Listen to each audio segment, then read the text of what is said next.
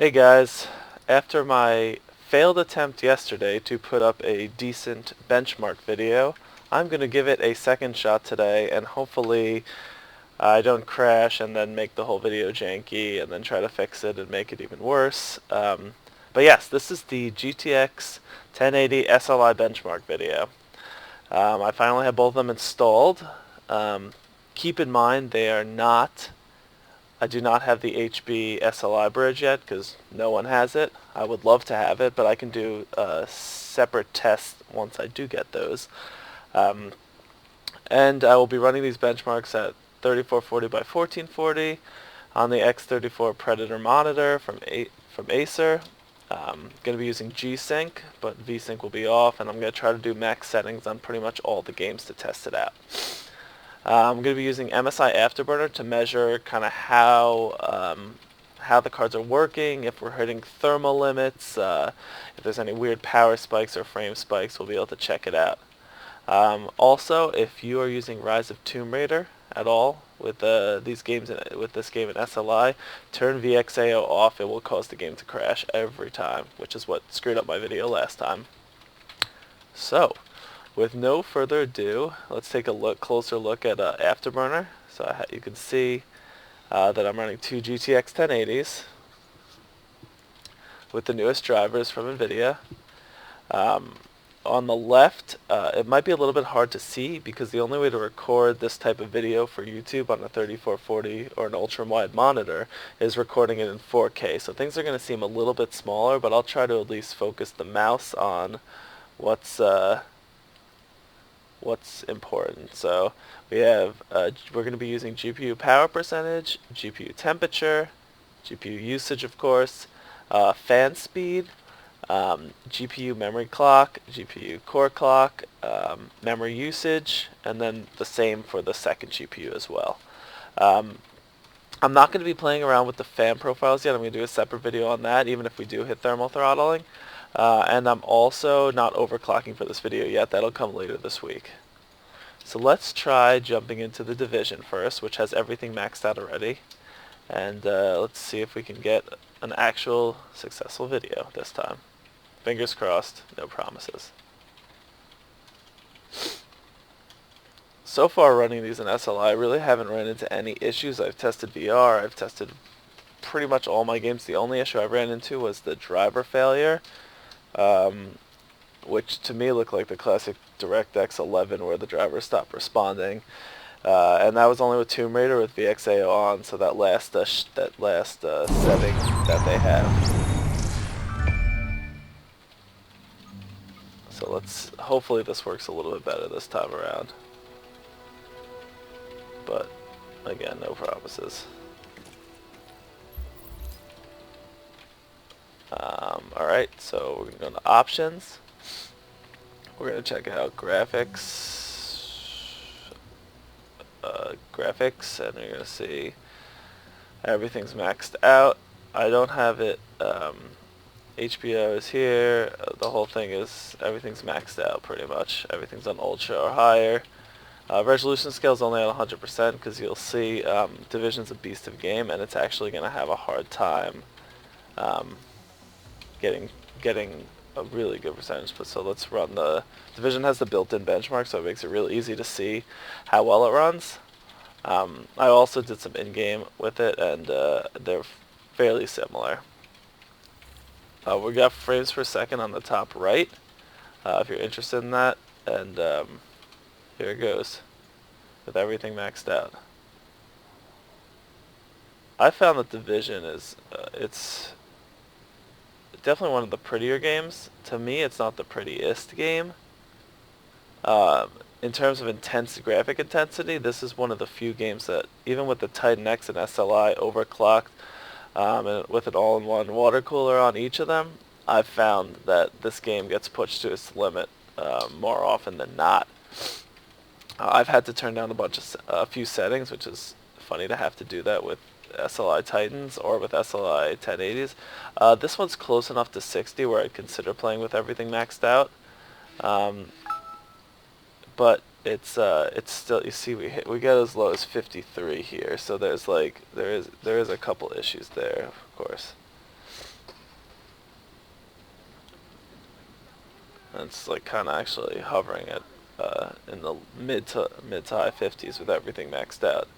Um, the drivers will help with this a little bit, I think, but I mean the Division is already a little bit on the older side of the game, so I don't know how much more work is going to go into this game specifically. But the drivers for the GTX 1080 should help as well. Also, I definitely plan on overclocking, and if I could get an extra 10-15%, that would be good. I know that there's the thermal limits, but I plan on turning the fan profile up like pretty much all the way. So that sound doesn't bother me because I use surround sound headphones, and unless it's really really loud, that'll be fine.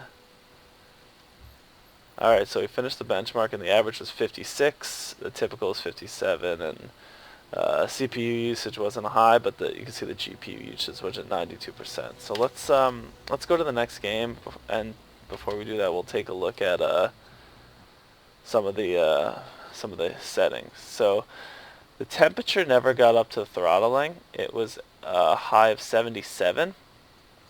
The power is a little bit all over the place, but that's given given the way GPU boost works, so that's no surprise. The GPU usage was at a nice spike. I would like to saturate that to 100%, but I mean, what are you gonna do? Fan speed didn't go past 50, and this is, like I said, something that I'm gonna work on. That was a short benchmark session. The heat is probably gonna go higher than 77 at some point. Then the clocks were super stable. The memory clock and the core clock were super stable, and the memory usage it got up to 6 gigs, which is, I mean, just crazy in general. But yeah, let's take a quick look at the second GPU.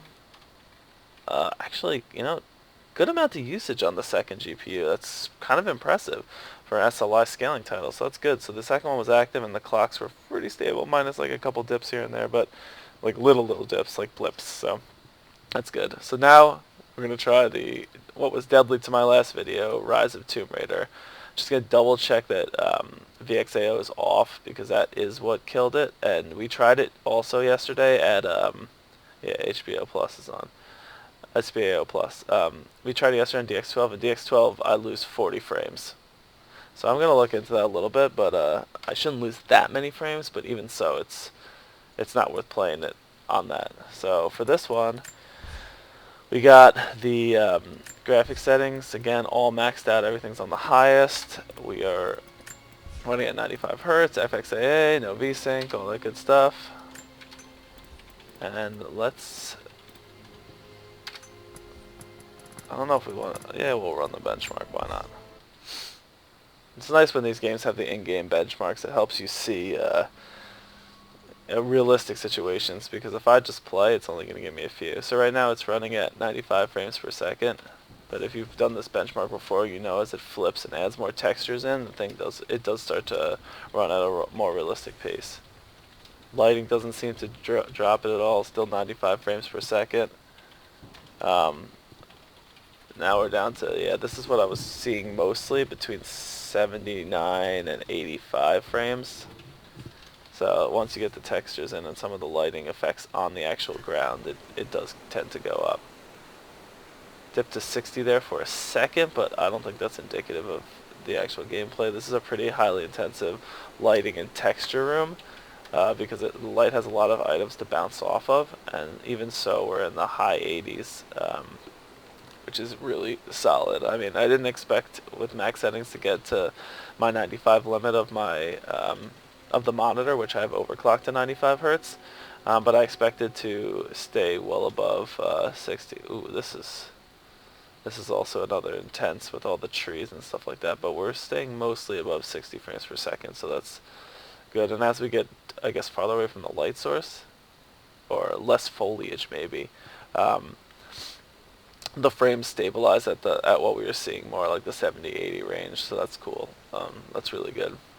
I think that's close to the end. Yeah, the peak was 90 frames per second, was 82, 71, and the overall score was 81.22 frames per second. So that's really solid FPS.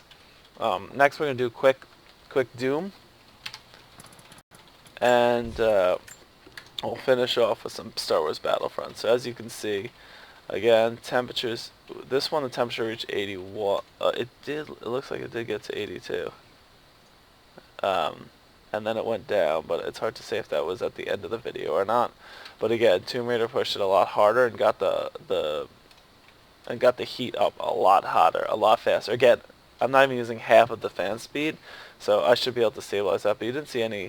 It doesn't look like we saw any dips, so it probably just missed the 82 or to 84 threshold. You can see it's a pretty flat bar for mem clocking and core clock. The second GPU was not utilized nearly as much in this one as it was in the Division, so that's interesting to note as well. Now let's give Doom a little try out. Doom, the overlay is actually going to run on top of it, so we'll be able to see more details while we run, because this is an OpenGL game, and I don't believe SLI is even enabled in this. Move it over a little bit. See if that helps. That did not help.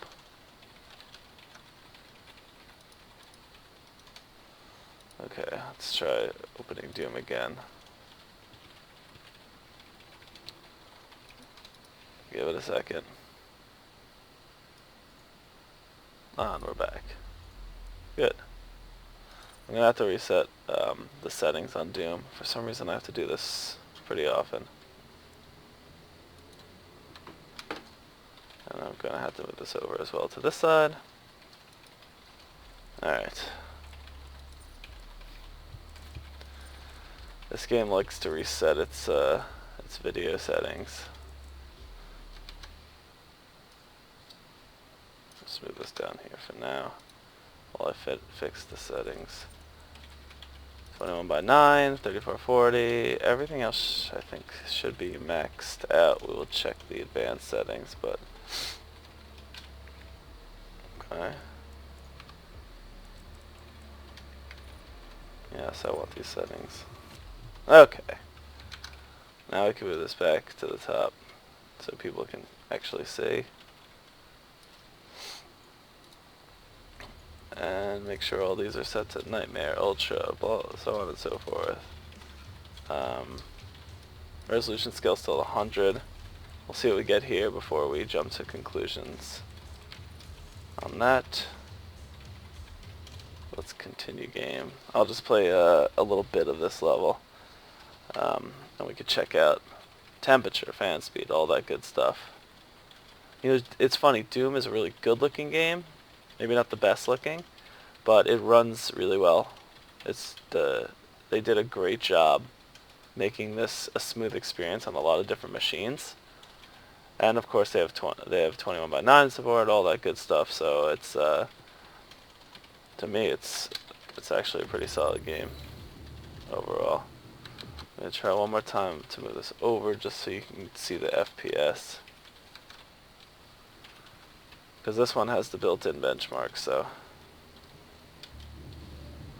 you can see up to 100 so far. Also, if you saw the single 1080 with the Vulkan API, which is another like low-level API that companies are using to get higher frames to get closer to the metal, you'll know that this is going to go even higher than that once that is out.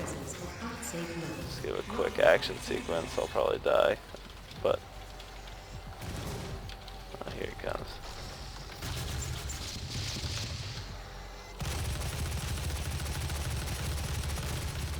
He is a little bit of a bullet sponge. Bullet sponge that. Jerk. Alright, so you can see dipped a little bit.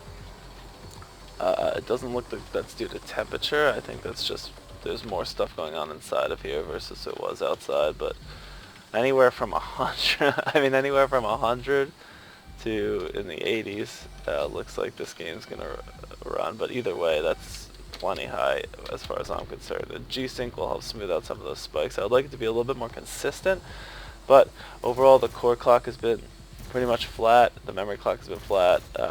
Fan speed isn't above 50. The game actually isn't running so hot compared to some of the other games. So yeah, and the GPU usage on the second one is 60-ish%. Both of them are running in about at the same pace, in around the 60s, a little bit higher on the first GPU. Alright, so for the last test, I'm going to do Star Wars Battlefront, which I think is, in terms of looks, is actually a pretty underrated game. It's a really good looking game, and it actually is optimized amazingly for PC. I mean, the Frostbite engine has always been a really good PC engine. Yeah, I know we had the crashes, all those crashes with Battlefield 4 in the beginning, but overall it's been actually a super solid platform, and it's run pretty stably. It also scales on SLI really well traditionally, so I'm curious to see if it scales again here really well. So let's take a look at the settings first. Everything's maxed out. Again, I got vertical sync off, everything's set to ultra, TAA. Resolution scale's at 100%. Probably go higher in this game than that, but we can test that another time. We'll do a quick mission. Tatooine always looks great. If you haven't played this, I mean, the game itself was a little bit of a bust. It's kind of like a half-ass multiplayer game, but if you haven't seen the this forest level, well, you're about to see it. It's really a good looking level, and they have 21:9 support. All the resolutions. It's from the start it actually was a pretty stable experience. I'll go as the rebels, so you can see some stormtroopers up close. On guard. No, you on guard. Textures are really look at least really high res. So that's cool. All right, so we're locked at 94, 95 right now. See what happens when we get outside of here, of this bunker. But yeah, it plays so nicely. A game like this does. I have a feeling that Battlefield 1 is going to have kind of an abbreviated or different version of the, not abbreviated, probably hopefully double version of this. It's really, it's really a great engine, and I think has a lot of room to expand considering how optimized it was from the start. But yeah, look at the foliage, the trees, everything. Nothing seems to give this. I'd love to shoot something that explodes to show.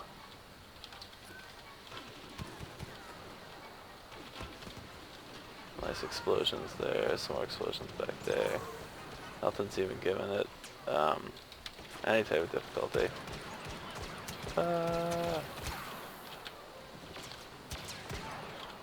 Nice shooting.